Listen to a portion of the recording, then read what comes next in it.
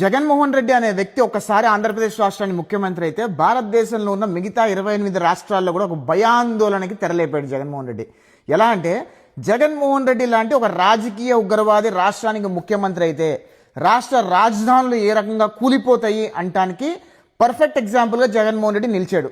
అందుకనే భారతదేశ చరిత్రలో మొట్టమొదటిసారి ఆంధ్రప్రదేశ్ రాష్ట్రానికి ఒకే రాజధాని, అది అమరావతి అని శాసనసభలో చట్టం చేసి శాసన మండలిలో అప్రూవ్ చేయించి ఈరోజు కేంద్రానికి పంపించి పార్లమెంటులో కూడా చట్టం చేయబోతున్నారు. భారతదేశ చరిత్రలో మొట్టమొదటిసారి ఇది జరగడం అనేది. అంటే జగన్మోహన్ రెడ్డి వ్యక్తి అంటే పనికి మాలినోడు, రాజకీయం అంటే ఏంటో తెలియనివాడు, రాజకీయాల్లో ఉగ్రవాదం ప్రవేశపెట్టినవాడు ముఖ్యమంత్రి అయితే రాష్ట్రాలు ఏ రకంగా సర్వనాశనం అయిపోతాయి, రాష్ట్ర అభివృద్ధి ఏ రకంగా సర్వనాశనం అయిపోద్ది అంటానికి జగన్మోహన్ రెడ్డి 2019 నుంచి 2024 వరకు జగన్మోహన్ రెడ్డి చేసిన ఉగ్రవాది పరిపాలన పర్ఫెక్ట్ ఎగ్జాంపుల్ సెట్ చేసింది యావత్తు భారతదేశానికి.